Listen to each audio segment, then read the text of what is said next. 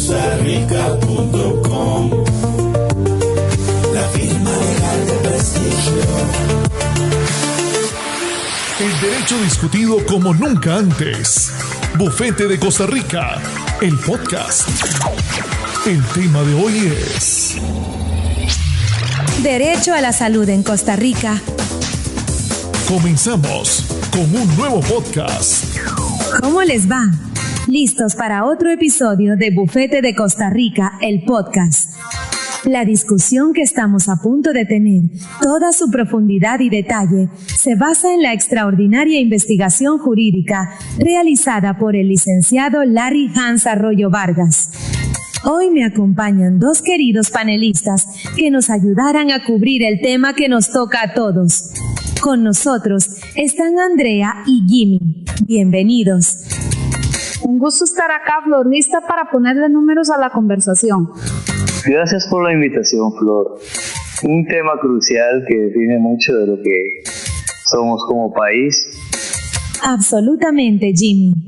Y el tema que nos convoca, basado en esa investigación que mencionaba, lleva por título El derecho a la salud en Costa Rica. El artículo de base plantea una tesis fascinante, que este derecho ha pasado de ser una promesa en el papel a ser algo que se puede exigir en los tribunales, pero que esa misma victoria ha creado una tensión gigantesca en el sistema. Empecemos por el principio. Jimmy, el artículo dice que el derecho a la salud no está en una sola frase de la Constitución. Ayúdame a entender dónde está anclado este derecho. Claro, Flor, es una excelente pregunta porque es la base de todo. No vas a encontrar un artículo que diga toda persona tiene derecho a la salud. Es más complejo y diría yo más fuerte que eso. Se construye sobre dos pilares fundamentales. El primero es el artículo 21, que dice: la vida humana es inviolable. La Sala Constitucional ha interpretado esto no solo como que el Estado no puede quitarte la vida, sino que tiene una obligación activa, positiva, de protegerla y asegurar que se viva con dignidad. Y no hay vida digna sin salud. Así que la salud se convierte en una condición necesaria para que el derecho a la vida sea real. Entiendo. No es solo no morirse, es poder vivir bien, con calidad de vida. Exactamente. Y el segundo pilar es el título de garantías sociales, en especial el artículo 73. Este es el que ordena crear los seguros sociales, el que crea la Caja Costarricense de Seguro Social como una institución autónoma. Este artículo no habla del derecho de una sola persona, sino del mandato estructural para crear un sistema colectivo y solidario que nos proteja a todos de la enfermedad. Así que tienes esta dualidad, un derecho individual que nace del derecho a la vida y un sistema social y colectivo diseñado para cumplir esa promesa a gran escala. Y ahí, justo en esa dualidad que menciona Jimmy, es donde empieza todo el enredo financiero. Hablemos con los pies en la tierra. Una cosa es un principio filosófico muy bonito, la vida es inviolable, y otra muy distinta es la ejecución de eso. El mandato colectivo del que habla Jimmy se traduce en una palabra plata, el presupuesto de la caja. Cuando hablamos de un sistema solidario significa que la contribución de muchos de los trabajadores, de los patronos y del Estado paga por la salud de todos. El problema es que el derecho individual, como se ha interpretado, no parece tener límite de presupuesto. Andrea, dame un ejemplo más concreto de ese choque. ¿Cómo se ve en el día a día? Facilísimo. Imagina que tienes un presupuesto familiar para la comida del mes. Compras arroz, frijoles, pollo, verduras, lo necesario para que todos coman balanceado. De repente, un miembro de la familia, amparado en su derecho individual a la nutrición, exige comer langosta y caviar todos los días, y un juez le da la razón. ¿Qué pasa con el presupuesto? Se revienta. Te quedas sin plata para el arroz y los frijoles del resto de la familia. Eso es a gran escala lo que pasa en la caja, el derecho individual de uno, garantizado judicialmente, a menudo se financia desvistiendo a un santo para vestir a otro, afectando la capacidad de atender a los demás de manera planificada y equitativa. Entiendo perfectamente el punto de Andrea desde la perspectiva de la gestión y el flujo de caja. Es una analogía poderosa. Sin embargo, desde la perspectiva de la justicia, la pregunta es otra. ¿Qué pasa si esa langosta no es un lujo, sino el único medicamento que puede salvarle la vida a esa persona? Y el arroz y frijoles que ofrece el sistema no le sirven para su condición específica. El sistema, en su lógica colectiva, falló en proveer una solución para ese individuo. Lo que hace la Sala Constitucional, a través del recurso de amparo, es actuar como un mecanismo de emergencia. No es la causa del problema. Es un síntoma de las fallas estructurales del sistema administrativo para responder a todas las necesidades. Esto nos lleva directamente al siguiente punto crucial del artículo, la judicialización de la salud. Se habla de la Sala Constitucional como el gran protagonista. Jimmy, explícanos qué es el recurso de amparo y por qué se ha vuelto tan central en este tema. El recurso de amparo es una herramienta increíblemente poderosa y accesible. Cualquier persona, sin necesidad de un abogado, puede ir a la sala y decir: el Estado, en este caso la Caja, está violando mi derecho fundamental a la salud, quizás porque le negaron un medicamento o porque tiene una cirugía programada para dentro de 3 años.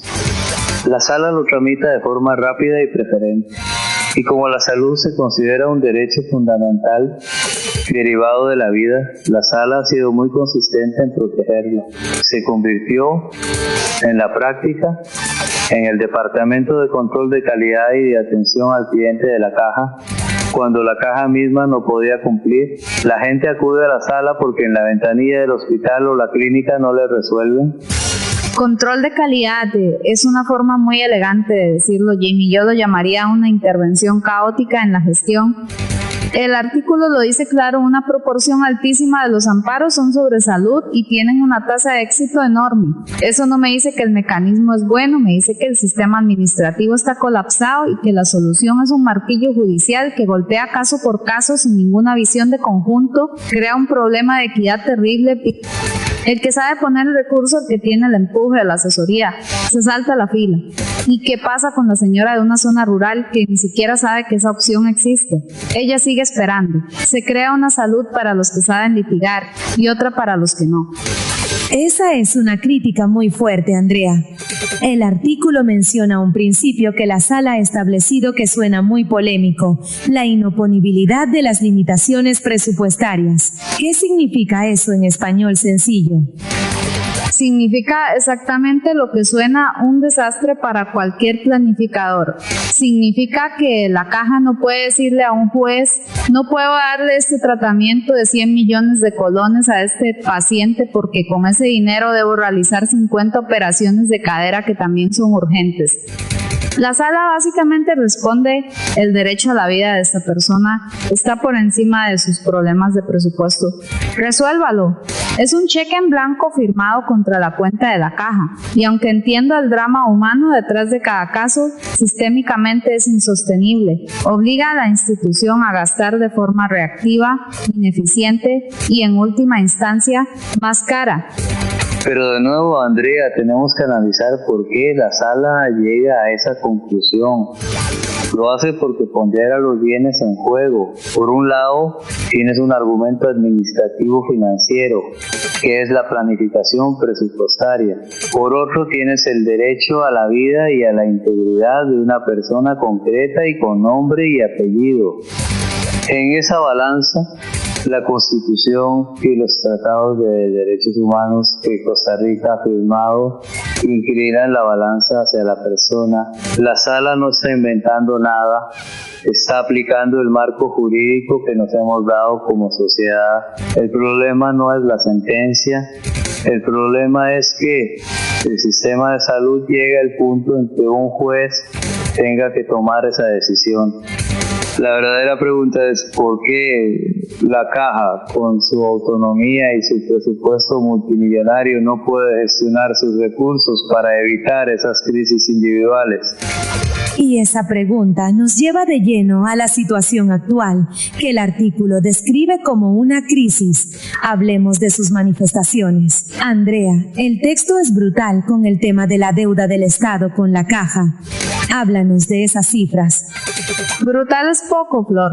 Es una vergüenza. Estamos hablando de que la deuda del Estado con la Caja, su propia institución, se calcula en billones con B de colones. Pasó de 3.6 billones en 2023 a una proyección de 4.2 billones para 2024.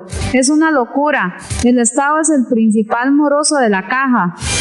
Es como si el dueño de la pulpería le fiara a todo el mundo y nunca cobrara, pero su principal deudor fuera su propio hermano, que además le exige que siga vendiendo productos de primera calidad. No hay negocio que aguante eso. La Contraloría lo ha dicho, la Caja solo ha cobrado un 44% de lo que le factura al Estado. Con ese hueco financiero, ¿cómo se supone que van a contratar especialistas, construir nuevos hospitales o comprar equipo moderno? Es imposible. Jimmy, ¿cómo se conecta ese hueco financiero del que habla Andrea con la otra gran crisis que menciona el artículo, las listas de espera? Es una conexión directa, un efecto dominó. La falta de dinero que describe Andrea significa que no se pueden abrir las plazas necesarias para los especialistas que nos faltan, como los ortopedistas, que tienen a más de 14,000 personas esperando una cirugía. Significa que los quirófanos no se pueden usar a su máxima capacidad por falta de personal o de equipo. Significa que la infraestructura se vuelve vieja y no da abasto para una población creciente. El resultado es lo que el artículo llama una violación masiva del derecho a la salud. Las cifras son de espanto. Para 2025, 185,000 personas esperando cirugía, con un promedio de más de 400 días. Más de un año, 323,000 esperando una cita con un especialista. Esas no son estadísticas. Son historias de dolor, de gente que no puede trabajar, que pierde calidad de vida mientras espera. El artículo describe esto como un círculo vicioso de la insostenibilidad. Ayúdenme a trazar ese círculo para que la audiencia lo vea claramente. Es un ciclo perverso. Empieza con la deuda del Estado que desfinancia la Caja.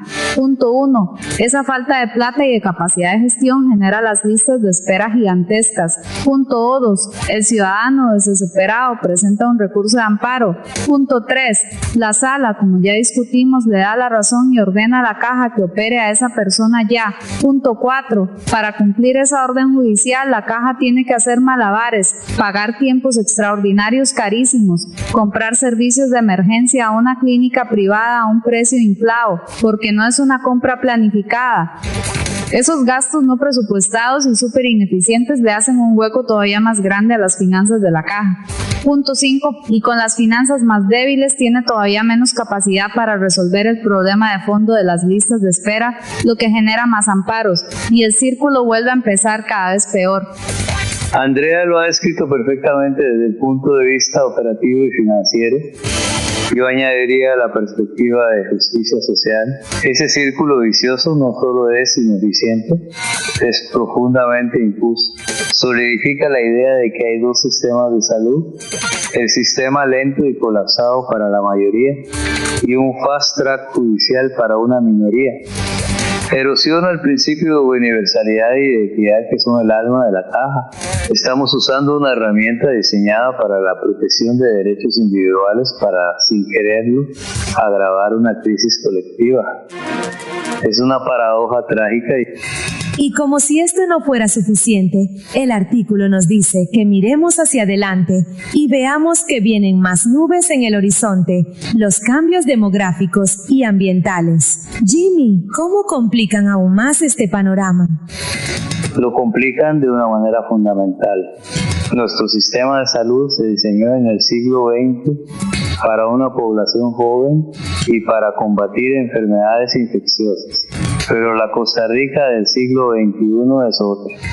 Tenemos una de las esperanzas de vida más altas del continente, más de 80 años, y una de las tasas de fecundidad más bajas. Nos estamos convirtiendo rápidamente en un país de adultos mayores. Y las personas mayores no se enferman de sarampión, se enferman de cáncer, de diabetes, de problemas del corazón, de demencia. Son enfermedades crónicas, carísimas y que requieren cuidados por años, no una simple operación. Nuestro modelo sigue siendo muy centrado en el hospital, en lo curativo, y no está preparado para esta avalancha de cronicidad. Y el tema ambiental, el cambio climático, ¿cómo entra en la ecuación de la salud? Entra directamente. El artículo menciona con el dengue. El aumento de las temperaturas hace que el mosquito que lo transmite pueda vivir en zonas donde antes no podía, como en lugares de mayor altitud. La enfermedad se expande geográficamente y el dengue es solo un ejemplo. Tendremos más problemas respiratorios por la calidad del aire, más estrés por calor y los efectos en la salud mental y física de eventos climáticos extremos como huracanes, que son cada vez más frecuentes. El sistema de salud tiene que prepararse para responder a estas nuevas amenazas ambientales y eso requiere una nueva forma de pensar, de vigilar y de actuar. Y por supuesto más recursos. Y cada una de esas cosas que Jimmy menciona, el cuidado de los ancianos, el manejo de enfermedades crónicas, la lucha contra el dengue, todo eso va a la misma factura, una factura que ya no podemos pagar. Estamos discutiendo cómo arreglar las goteras del techo mientras se nos anuncia que viene un huracán categoría 5. El modelo actual financieramente no es que esté en crisis, es que ya es inviable de cara al futuro que se nos viene encima. El debate no puede seguir siendo si le damos un poquito más de plata a la caja. El debate tiene que ser una reinvención total del sistema. Precisamente, el informe concluye llamando a un nuevo paradigma y a un nuevo pacto social. Suena muy grande, muy abstracto. ¿Qué podría significar eso en la práctica? Jimmy. En la práctica significa varias cosas. Primero, un diálogo nacional honesto. Dejar de usar a la caja como un arma política y sentar a todos en la mesa, gobierno, partidos, empresarios, sindicatos, sociedad civil. El primer punto de ese pacto tiene que ser una solución definitiva y blindada para la deuda del Estado. No más promesas, sino mecanismos que obliguen al pago. Segundo, significa cambiar el enfoque del sistema. Pasar de un modelo que apaga incendios a uno que previene incendios. Invertir masivamente en prevención, en promoción de la salud, en los EVAIS, para que la gente no llegue a necesitar las cirugías carísimas. Y tercero, fortalecer la gobernanza. Aclarar los roles del Ministerio de Salud como rector y de la Caja como ejecutora para que trabajen coordinados y no en tensión constante. Estoy de acuerdo con la necesidad del pacto, pero mi versión pragmática es más directa. El pacto empieza con el Estado pagando lo que debe, punto. No hay más discusión hasta que eso pase. Segundo, tenemos que hablar de eficiencia y gestión. La autonomía de la caja es sagrada, pero no puede ser un cheque en blanco para la ineficiencia. Se necesitan métricas claras, rendición de cuentas, modernización de la gestión. Hay que manejarla con el rigor con el que se manejaría cualquier organización compleja de ese tamaño. Y tercero, el pacto tiene que incluir una conversación difícil con la ciudadanía sobre los límites. El derecho a la salud no puede ser un pozo sin fondo. Tenemos que definir como sociedad qué canasta de servicios es sostenible garantizar universalmente y con qué nivel de calidad y cómo vamos a financiarla de manera realista para las próximas generaciones. Una conversación increíblemente compleja, pero ineludible. Hemos recorrido el fundamento del derecho a la salud, el rol transformador pero conflictivo de la justicia y los enormes retos financieros, demográficos y ambientales que amenazan uno de los mayores logros de nuestro país. La tensión entre proteger el derecho individual y asegurar la sostenibilidad colectiva es, sin duda, el nudo gordiano que debemos desatar. Les agradezco profundamente a Andrea y a Jimmy por sus análisis tan claros y contundentes. Gracias a todos los que nos escuchan y gracias a Andrea, porque a veces utópicamente olvidamos la parte funcional de los temas y es ahí donde pensar en la parte financiera nos aterriza. Gracias, Jimmy. A veces es complejo pensar en números, pero lastimosamente la realidad es que cada decisión significa millones en inversión. Nos escuchamos pronto. Y a ustedes que nos escuchan, la conversación no termina aquí. La profundidad de este análisis se la debemos al trabajo de la Biblioteca Jurídica del Bufete de Costa Rica y queremos que lo escuchen directamente en vivo del licenciado Arroyo. Y con ustedes, la opinión del licenciado Arroyo.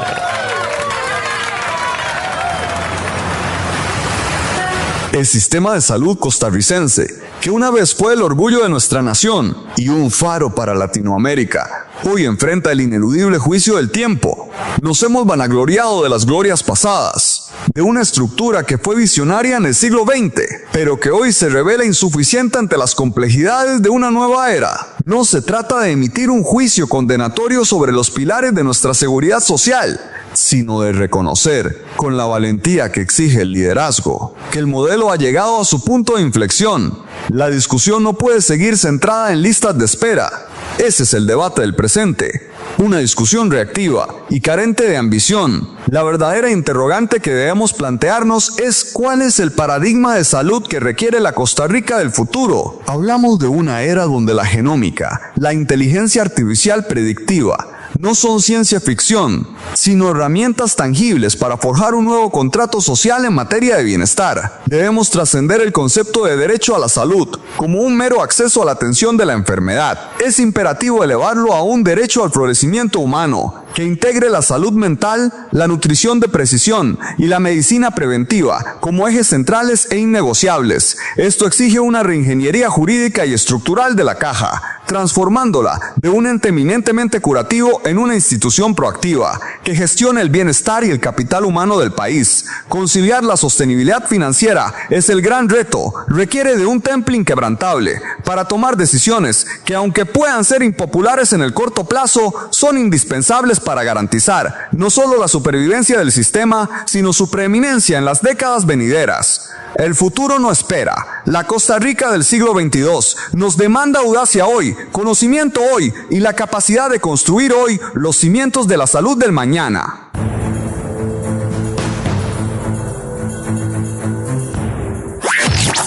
Esto ha sido todo por hoy. Hasta la próxima emisión de Bufete de Costa Rica. Bufete de Costa Rica, el podcast. Visítenos en www.bufetedecostarrica.com.